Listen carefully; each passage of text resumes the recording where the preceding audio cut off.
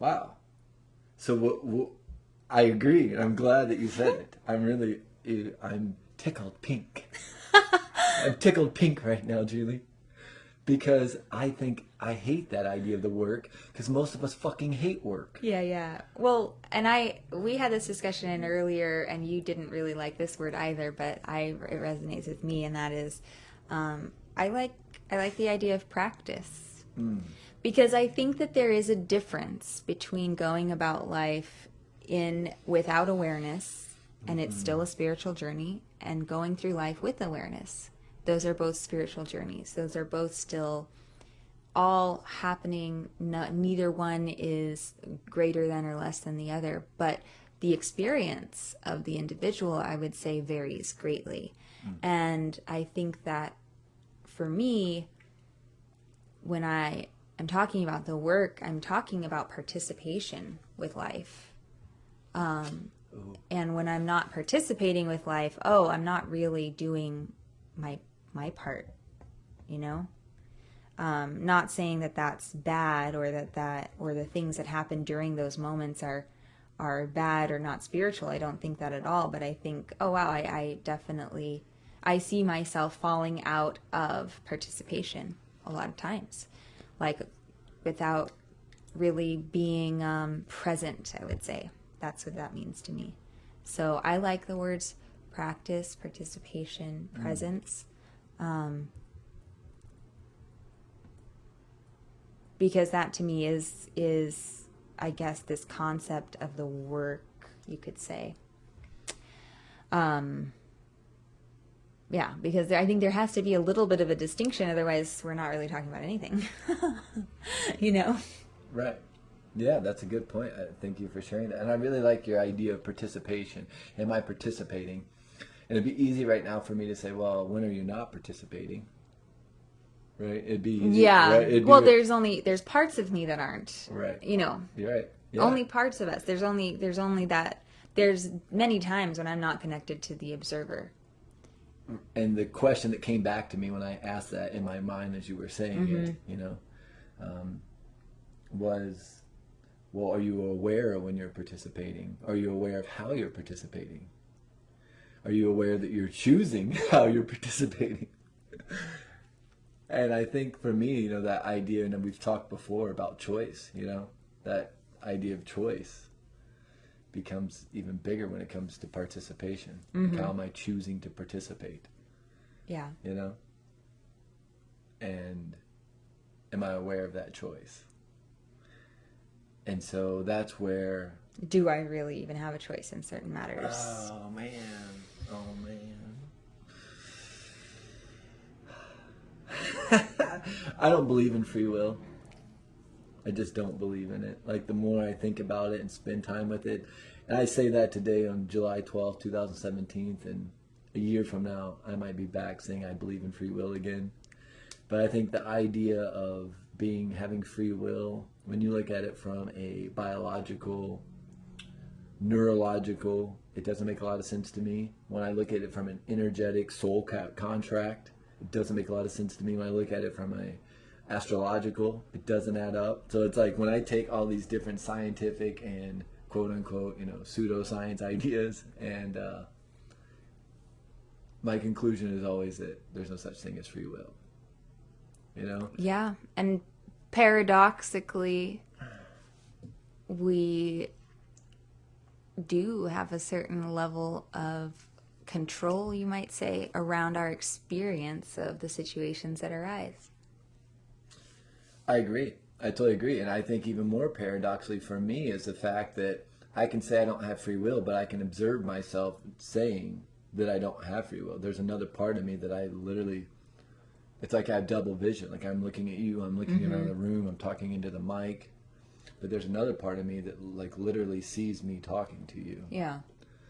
Right? Well, I mean, could it be that the free will that we've been sold, like the idea that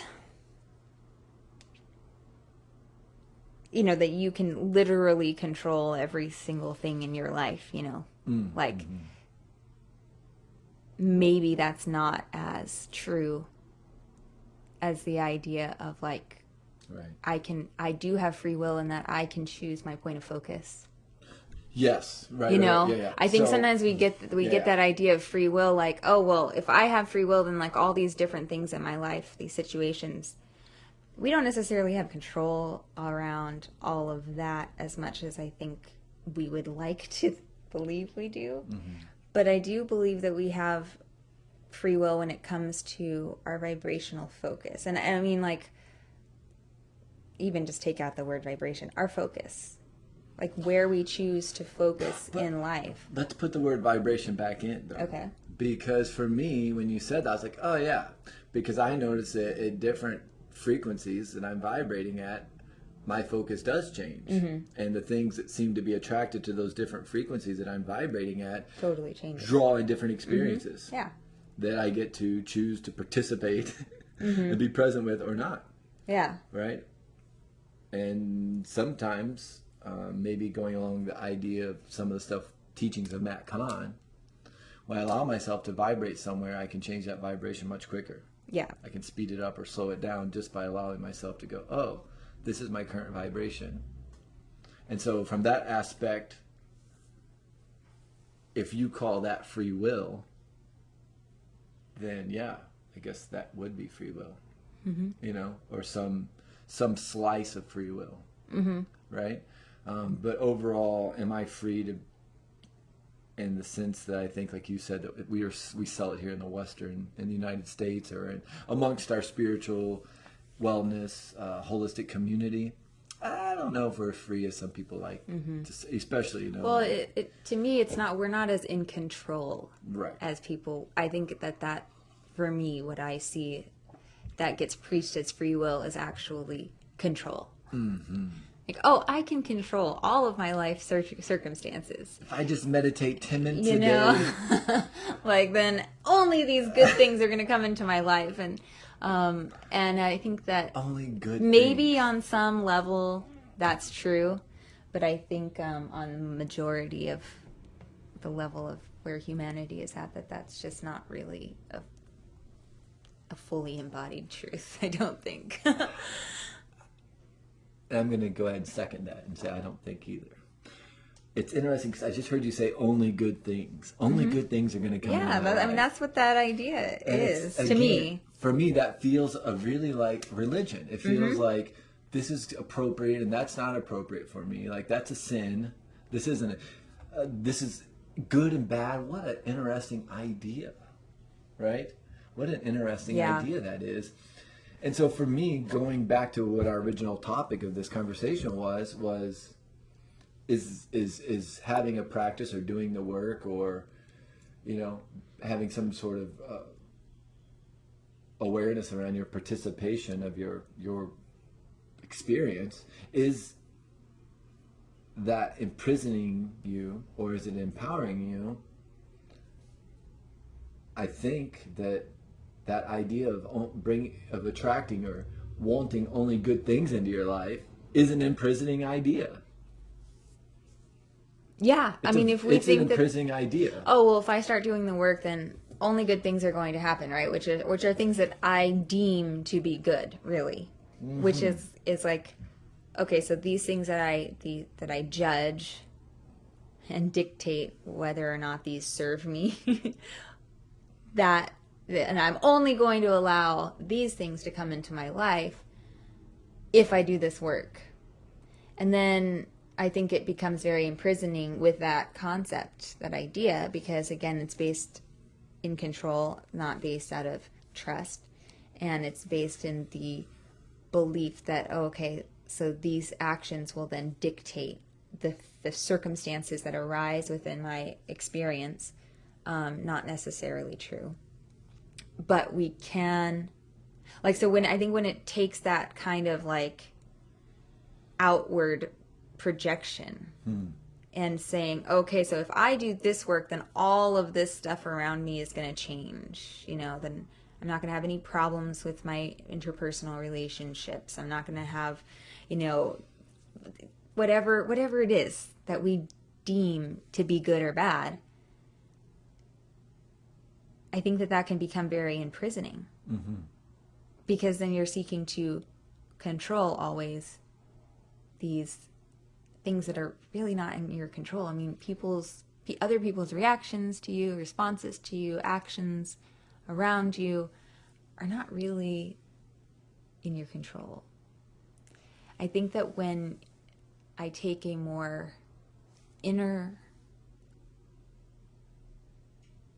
seat and recognize that it isn't the things that happen around me, it is the way that I respond to the things that happen around me, that is empowering. Response. I like that word. Thank you for sharing that.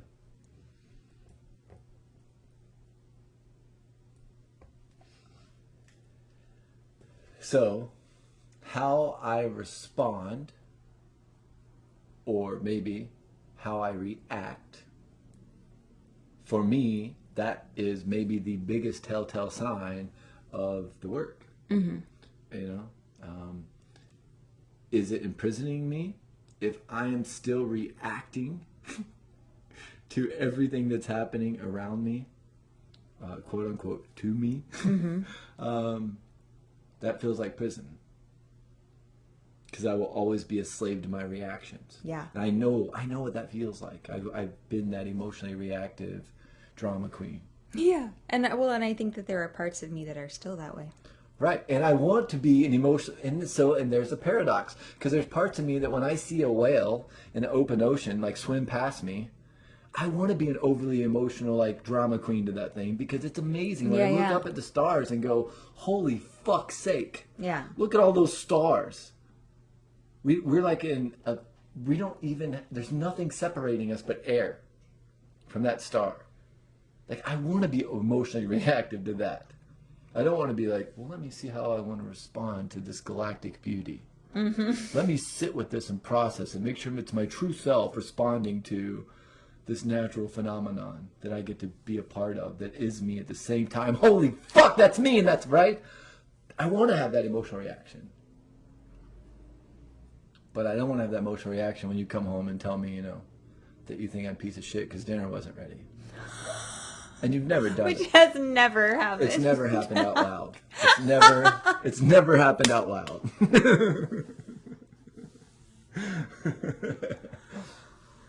Oh, that's funny.